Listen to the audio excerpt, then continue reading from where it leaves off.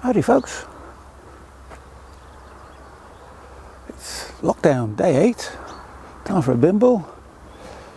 No funny hat today, although I've got another one in my pocket. Yeah, my hair's a mess already. What am I going to talk about today? I've decided to do a serious one. Now, we can't have lunacy every day. Where should I start? This is going to go all over the place, but bear with me.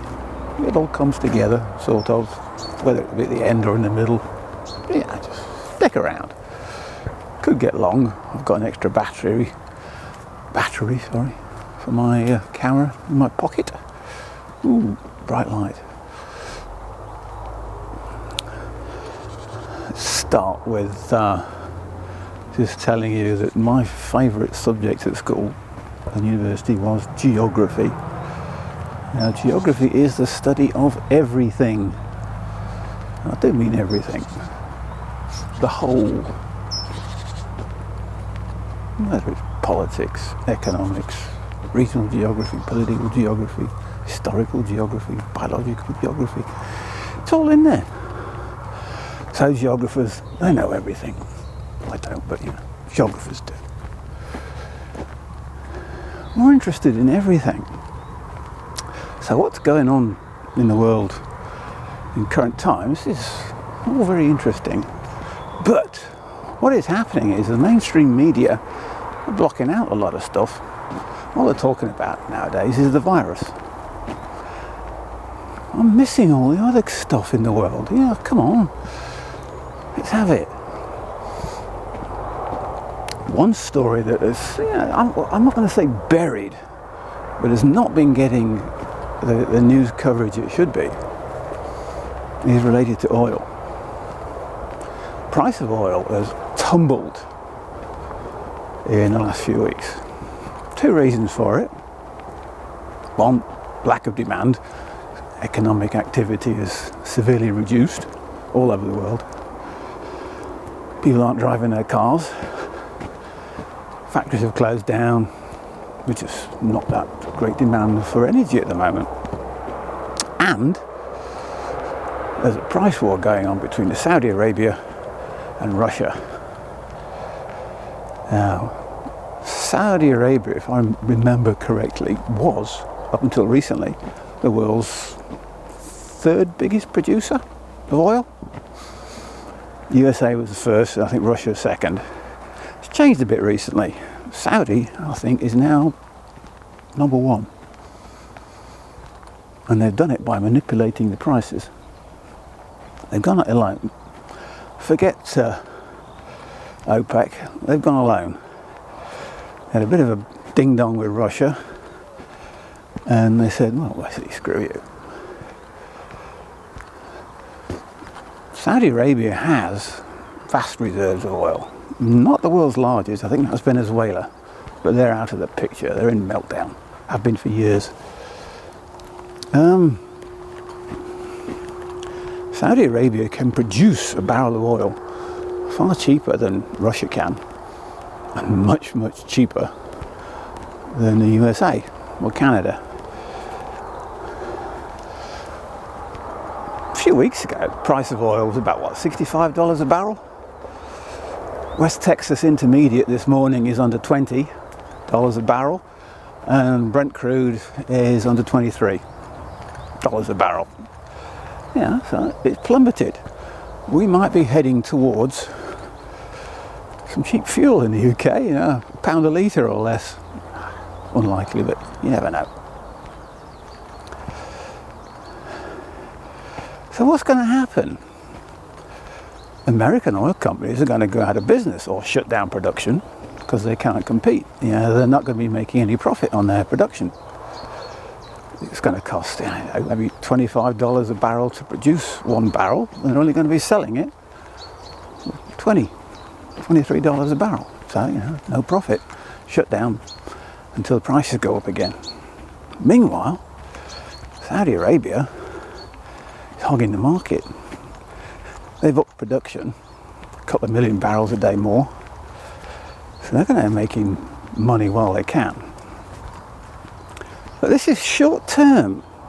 Let's think long term here. Let's get our noggins in gear here. Let's change the subject a little bit. It all comes together. This is geography we're talking about. Everything is linked. Everything in the world is linked one way or another.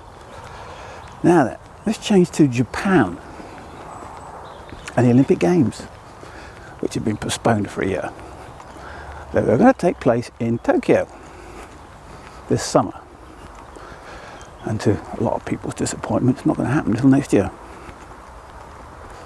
One of the things that interested me about what Tokyo had done for their little bit, there's always some fancy project going on in these Olympic Games. It's not just about sport. It's all about showing what a bloody great country we are, how fantastic we are. It's war by other means, basically. You know, it's not just about sport. It's about showing the rest of the world we're better than you. Anyway, one of the big projects that I found really interesting in Japan was they had built a power station close to the Fukushima nuclear power station, which was destroyed a few years ago by the big tsunami and earthquake. So, no more nuclear power. They've gone and built a brand spanking new renewable energy power station.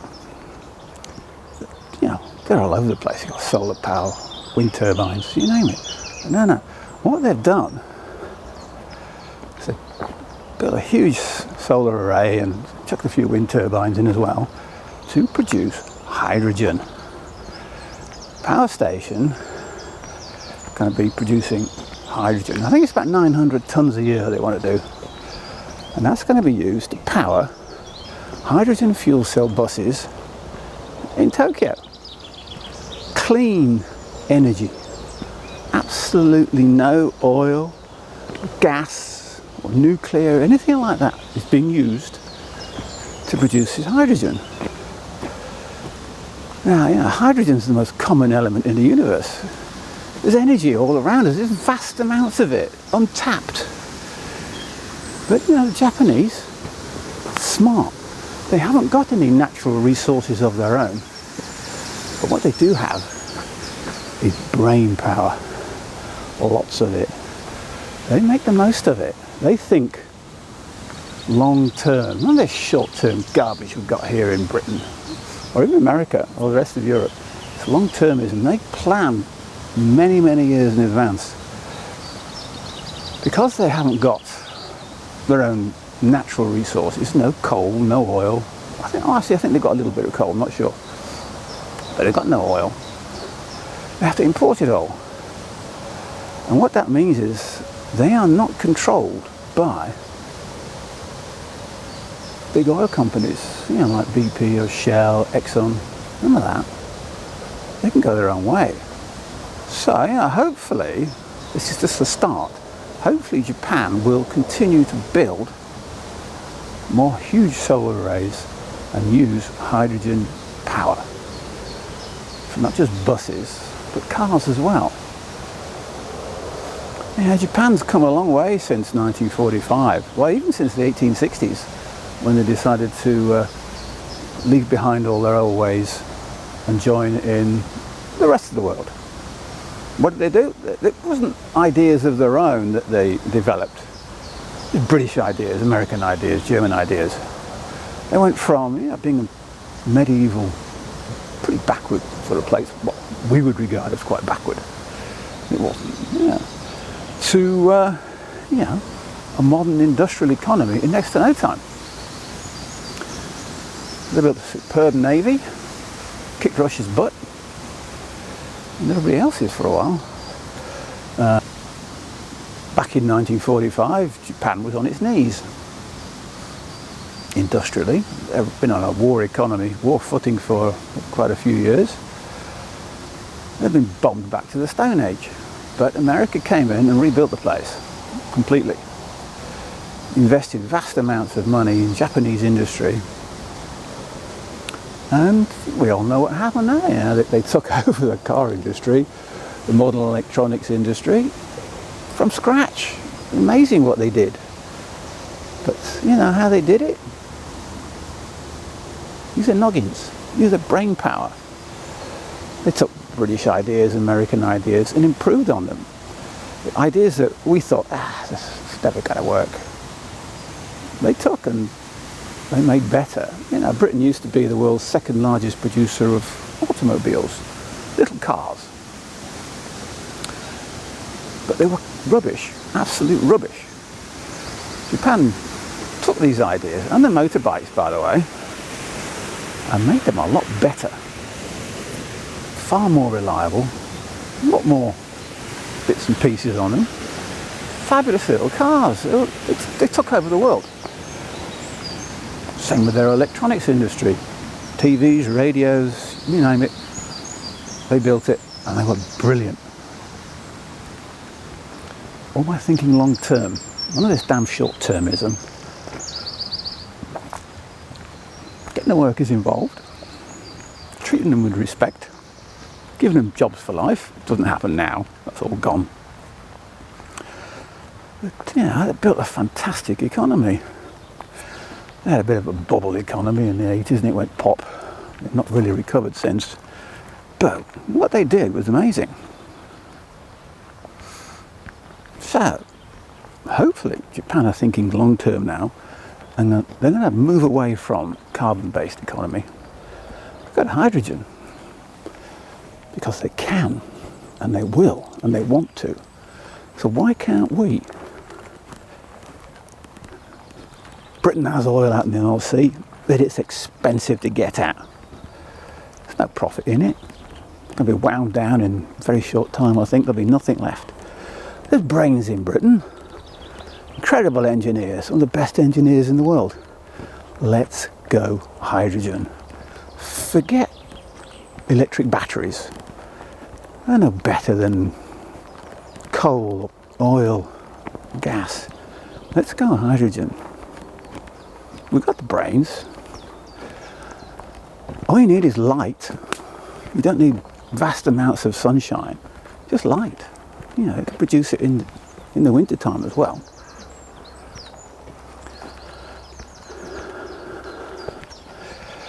Yeah, the countries that are currently producing oil and their economies completely rely on it, Middle East economies, North Africa, etc., they could dump it. They have a lot of sunshine. They have empty spaces.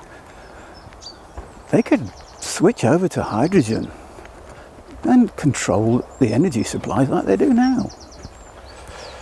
Every country could have its own energy supply. Be independent. You might need some water to clean the solar panels, so maybe some of those countries might be ruled out because they haven't got any, desalination. Anyway, if you've got anything to say on this, add to this, leave something in the comments below, either on YouTube or on Facebook. I'm there. Nice discussions are always welcome. Good ideas. Bounce things around. Ooh. What have I forgotten? Probably a lot. I might be back. I just remembered something. Another Far Eastern economy that has come to dominate the world. China. Back in the days of their revolution, they're on their knees. They've been fighting wars for a long, long time against the Japanese and the civil wars themselves, revolutionary wars. The last 20 or 30 years, they've come on in leaps and bounds. World's second largest economy. They did it rapidly, a bit on the cheap. Made in China used to mean, garbage. Yeah, they're making some decent stuff now. But China, its vast population, state-controlled, communism and all the rest of it, all good capitalists now though, needed energy. So what did it do? It built vast numbers of dirty, filthy, disgusting coal power stations. air pollution in China is off the scale. It's horrendous. You're going to die whether you get a virus or not. You're going to choke to death. It's bloody awful. But what China has done in recent years is they've come to control the solar power industry. They are producing huge numbers of solar panels to export all over the world. Don't know about the quality, The good ideas are coming out of Silicon Valley in California. I did hear that a couple of years ago, I think it was, that someone had developed solar panels you can just roll out like wallpaper. Cover your house with them. What happened to that idea? It's just vanished. The oil companies gobbled it up and put it in a vault somewhere to be forgotten about. We need more countries with the cojones to say no to the oil companies. Japan's not in that position yet. It needs oil. It needs to import vast amounts of it. But thinking long term, they can knock that on the head. Maybe 5-10 years time, they can say, up yours, we're independent. We don't need any of your oil anymore. More and more countries could do that. Get away from the power of these vast oil companies, which only look after themselves. They control countries. They have brought countries to their knees. Iran, for instance. Iraq. Well, we all know what's happened in the Middle East over the decades. Iran hates the US and Britain for a reason. They don't hate us personally. They hate what our politicians do to them and their military. So give these countries freedom to do what they want. They don't all want to be white Christian democracies. They're Muslims. They're darker skinned than us. They have thousands of years more history than us. They have culture going back thousands of years. When we were still living in bloody mud huts, they were building fabulous palaces. So don't tell them what to do. Let them run their own lives. Give them their freedom. And they would welcome us. They're decent people. God, ice goes everywhere, doesn't it? It's wandering all over the place. That's geography for you. That's what it's like. Is that the end? I don't know. I've still got some bimbling to do today. I might come up with something else. We'll see. Onwards. I did mention a few days ago, a couple of days ago, I've lost track. Don't get me going on what the Romans did for us. All right? Imperialism. Romans had a big empire around the Mediterranean, Western Europe, Middle East. And I think some of that imperialism rubbed off on us Poms. Because, 1700 years later, well, hang on, let's reduce that a bit. The Romans left in 420 something or other. So, Britain started to kick ass in 1700 and something. Industrial Revolution, big navy. And England at the time, developed a vast trading empire. Which, that's great, But then it went all wrong. And what was once just a trading empire became power. Controlling vast areas of the world. Dominating people, changing their lives, telling them what to do. Yeah, crap, it sucks. It's all wrong. By 1945, Britain was on its knees. USA was top dog. And they've gone on to do exactly the same as Britain's done. They control vast areas of the world, or like to. There's no need for it. Trade with other countries, with other people, but don't tell them what to do. Don't dominate their lives. Don't tell them that their thousands of years of culture is all wrong. You should all be boring little Christians. No. Get on with their lives. They'll appreciate you for it. I know there's a lot of folk in Western worlds who are scared of Islam. What's to be scared of, folks? They're just getting on with their lives. The last 20 years or so, I've been travelling a lot, and often as not to Muslim countries, because I feel safe there. I don't have to put up with drunken English tourists. So, Islam, culturally, scientifically, was way ahead of Europe for many, many centuries. A bunch of fucking peasants, if you pardon my French. A few hundred years, they were coming up with all sorts of wonderful ideas. They were looking back into the past, seeing what the Romans and Greeks had done, developing those ideas, coming up with plenty of their own. So leave them be. Stop invading them. Stop grabbing their oil. That's what it's all about. Oil grabs, power grabs, imperialism, imperialist pigs. Don't stop it, folks. Not everybody wants to drink Coca-Cola or Pepsi. Let them do their own thing. Let them drink coffee. Let them drink tea. Coffee came from the Middle East. Starbucks can't teach them anything about making coffee. They've been doing it a hell of a lot longer than America has. What's next? What haven't I talked about yet? God, I've gone all over the place, haven't I? How about education? Now, I've been educated in 3 different countries. England, America and Finland. So, pretty broad education, pretty good standards. Especially Finland. Finland nowadays has what is widely regarded as some of the highest education standards in the world. As does Japan, with very high standards as well. British education standards have been dumbed down in recent decades to make everybody fit in. So everybody's got some exams, passes. It's made as easy as possible. A lot of you will disagree with that statement, but I could introduce you to a few teachers who would quite agree with me. Same in America, dumbed down. Turns everybody into automatons. They've got no noggin, they haven't got any thoughts of their own. Herd mentality.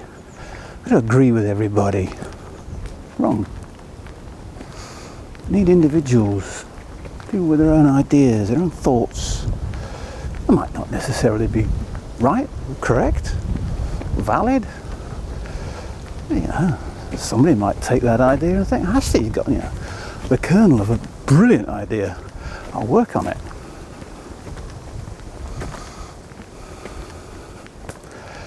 So, maybe we need to go back to more of an elitist education system in this country.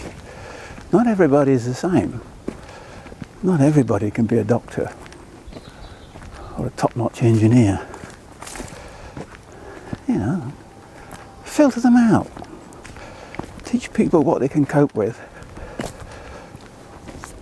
Let those who can progress through the education system do so without having to dumb it down so that more people can come through. Keep me off the unemployment list. Managing statistics. Ooh, statistics also come into geography a lot as well. So I'm back to geography again. I've forgotten something. I shall have to insert this. That's the joys of editing video. You can move things around. Anyway, years ago, I read a story. It was a short story. I can't remember if it was by Isaac Asimov or Arthur C. Clarke. But anyway, vague memories of it. What I do remember was there's a vast spaceship, big community on board, thousands of people travelling through the galaxy, the universe, wherever. All human, I think. This is a long journey, long journey. It's going on for decades or centuries or even millennia. Civilization was developing on there, it was carrying on. People were breeding, children were popping out, getting educated. Life was going on as normal, but at the vastness of space. What I do remember about the story was the education system they used. They didn't break it down into individual subjects. There was one subject, one. I can't remember what they called it, but it seemed like a brilliant idea. Instead of having people going down a path of being an expert in one subject, they knew everything. A bit like geographies. A bit like geographers. They know everything. I thought that was a great idea, a great way to teach kids. Because at 14 or 15 years old, do you really know what you want to do with your life? I certainly didn't. It wasn't until I was about 19 I thought, I want to be a runner. Sod everything else.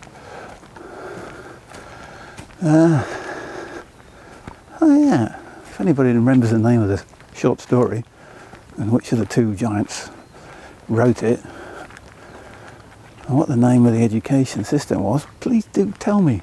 I've probably got the book at home somewhere. I've got rather a lot of books at home, collecting dust, whatever, spiders and things. Let me know. Have a think about it. Is it something we could do in today's society? Do we really need so many experts in media studies? No, we don't.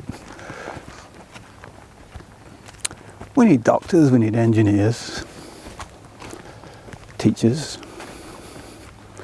people to work the fields, although more and more machines are doing that. Robots will be doing it soon. It'll all be automated, indoors, hydroponics. Plants will never see the light of day again.